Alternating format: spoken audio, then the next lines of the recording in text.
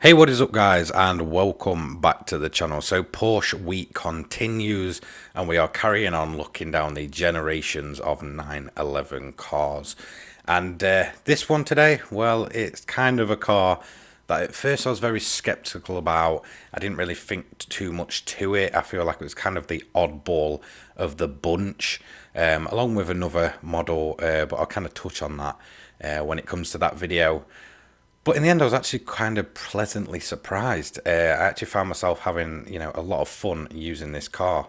Now, this is the 911 Carrera RS 964 model from 1992. It was in the used dealer when I was making this video for 221,200 credits. You can also unlock it by doing GT CAF menu book number 31, the Porsche one, by winning the Spa event. So there are your two ways to obtain this car. So let's go and do our usual lap at the Nordschleife layout of the Nürburgring. Just for those of you that don't know, I'm sorry I have to touch on this in each review. Basically, in the car reviews, we will get the car as standard, no tunes, straight out of the box, and give it a hot lap around the Nordschleife. Little kind of offs and such are allowed to be kept in. Big crashes, however, will force me to restart the lap. That's to kind of keep it fair. I've always kind of done it like that. Then we will modify the car as much as possible and give it another hot lap around the high speed ring to see just how crazy we can make all of these cars. So this car is pushing 250 brake horsepower.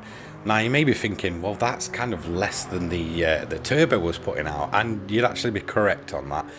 From standard, this car is putting out less horsepower. It doesn't have the turbo. It's naturally, aspirated. It also doesn't have the wing at the back, and it's kind of why I feel like a lot of people will kind of overlook this car.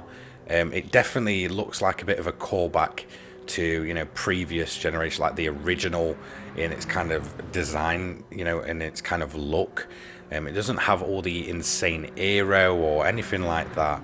It kind of looks, I guess, more like a bit of a cruising car than a sports car. When it comes to Porsches, it's definitely, one of the more, I guess, subtle looking of the cars. I mean, I personally think it looks absolutely awesome without, any big wing and such. I think it looks very smooth. It's got that typical 911, look to it. The nice big frog eye front eye lights. It definitely looks the part, and it definitely looks like a callback to the original. Now, when it comes to, other people, you might prefer the big winged, insane aero kitted Porsches, but I kind of feel like because it hasn't got that added aero, you can really kind of throw it about, and it's the kind of car that I feel like you could cruise around at pace and just kind of take in all the scenery and such around tracks, or you could really just kind of throw it into the corners, get the rear end out, and have a ton of fun doing so. And it's kind of almost like the perfect, I guess, starter car.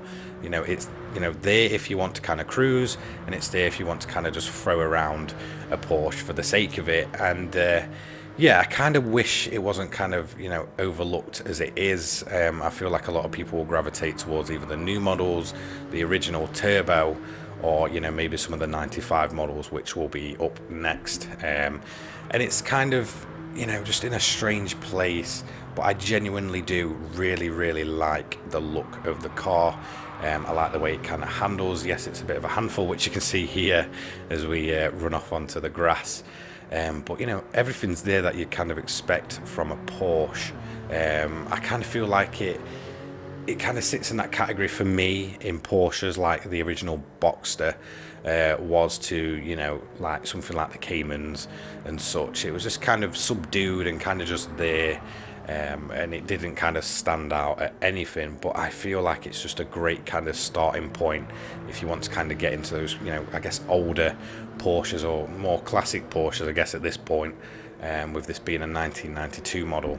But it is powerful, it is fun to drive, and yeah, it feels right at home kind of throwing it around the ring. Now, when it comes to, the driving experience, it definitely feels like a 911. Okay, yeah, it may be more subtle looking, but it definitely has that tail happiness to it, and it's fun. It is genuinely fun to drive.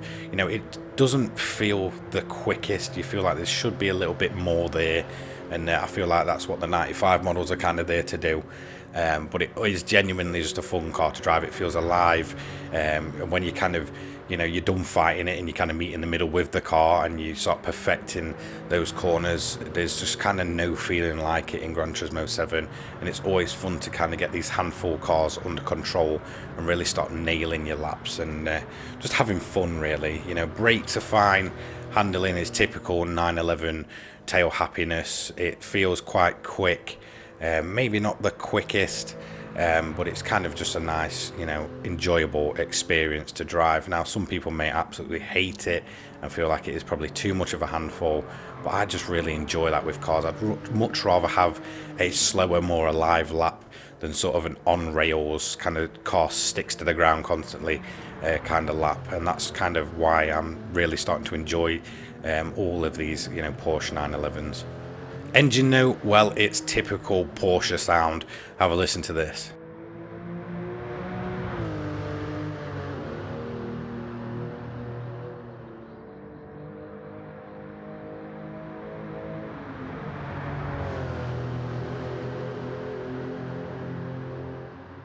In my opinion, it's definitely not as good as the the 81 turbo that we've just reviewed. However, it's still that typical Porsche sound with an extra deep grunt to it, and I absolutely love the sound of these things. And yeah, there's not really much more I can say about them in terms of how they perform. I mean, it's a strange looking Porsche, and it definitely looks like a throwback. It definitely doesn't have this insane aero, but it still handles well, even though it's tail happy. You can really kind of reel it in and control it and have fun. It feels quick, but not too quick.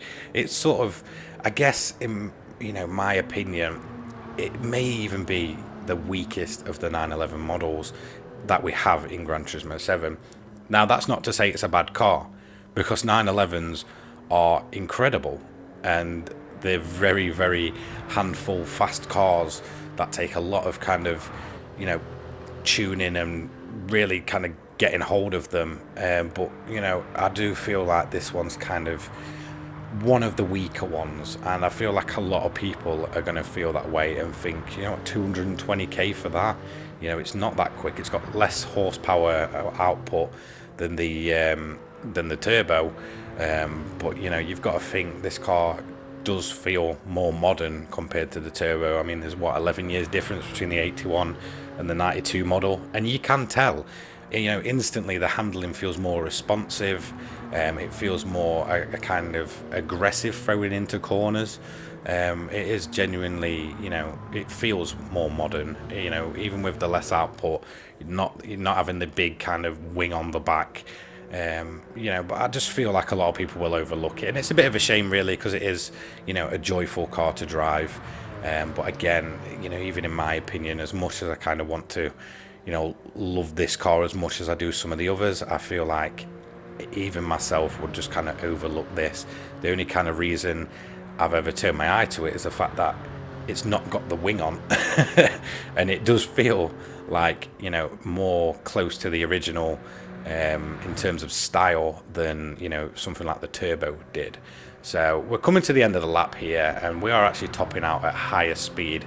I believe this is a 5-speed manual that's in this one. I can't quite remember. I'm sure it's the 5-speed in this one. Obviously the turbo only having the 4-speed, and that's all we've got to really compare it to at the minute. So in terms of kind of responsiveness and the way it kind of is able to be thrown into corners, it's definitely a step above the 81 turbo, but kind of personality wise and just iconicness, it just doesn't touch the turbo model, sadly.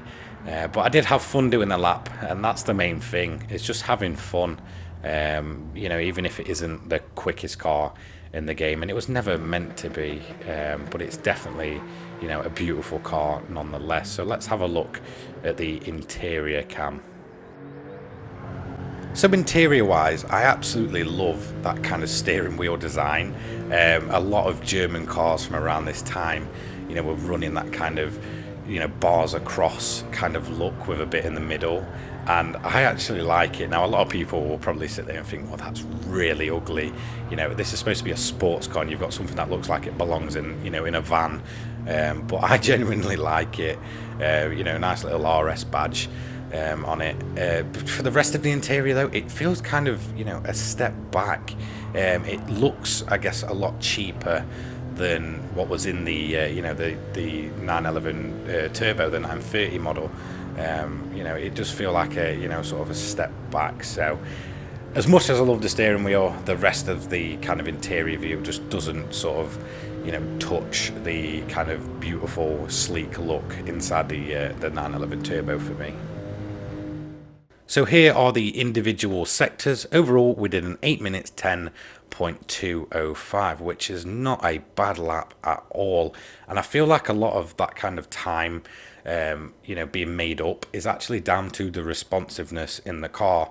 Like I said, it feels a lot more responsive, and I feel like that extra gear really does help because it allows you to kind of short shift around some of the corners.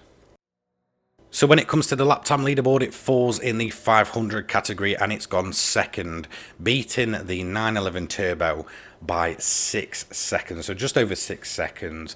And you could kind of tell when driving it, it just felt, like I said, more responsive, which I feel like's really helped to it kind of taking that time off, and obviously the extra speed with the extra gear. So, you know, I'm not really surprised, but it's kind of cool to see the Porsches really up there. However, when it comes to modifying, well, I thought I'd kind of keep the sleek, elegant look. And this is supposed to be, you know, a Stinger liveried car, and it definitely feels like it.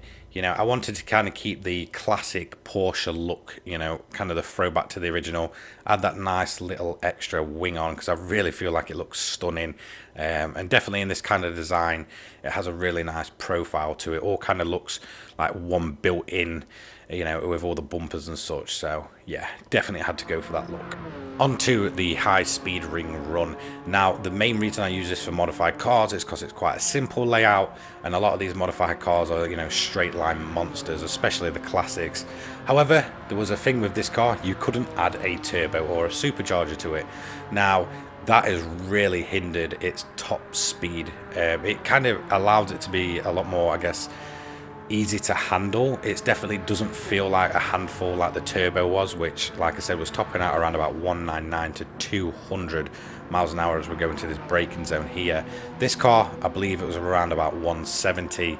So there genuinely wasn't a massive, you know, kind of difference in top end pace when it came to this car. However, handling wise, it definitely felt much better. The tail happiness, it was kind of still there. You can kind of like fight with it a little bit, but it was never to the point like it was around the ring or in its standard form. So the extra handling really coming in handy when it comes to this car, and it was genuinely a fun lap, if not a little kind of, I guess, subdued due to the lack of top speed of this thing. However, it went well. As you can see, I ran wide a little bit there. However, it didn't affect the time too much. And yeah, we're going to come off onto the main straight and pass the line, and it'll be kind of cool to see where this car comes in.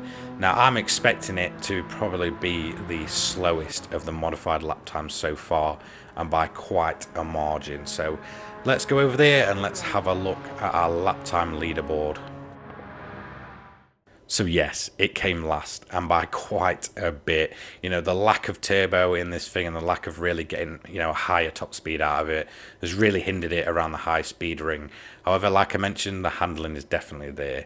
So it's a 1:17.915, 7 seconds off of the pace of the Scirocco R, and, you know, again, just over 7 seconds to the 911 Turbo from 1981. So this is our second 911 model covered, this obviously being the 92 Carrera RS. Now, looks wise, I absolutely love this thing. I feel like it's a genuine callback to the original, you know, a sleek look, no big wing, nothing fancy, naturally aspirated, and I just love it for that. Now, I feel like a lot of people will overlook this car, and I hope this, you know, review kind of changes your mind and, you know, maybe gives you a reason to kind of go back and have a look at this car. and kind of really enjoy it for what it is. So yeah, sadly though, I do feel like this is one of the weaker of the 911 models in the game. So that is going to be it for today's video. Don't forget to like, comment and subscribe. Thank you so much for the support recently. I'm really enjoying this journey that we go on together. I'll see you all in the next one. Take care, guys. Peace.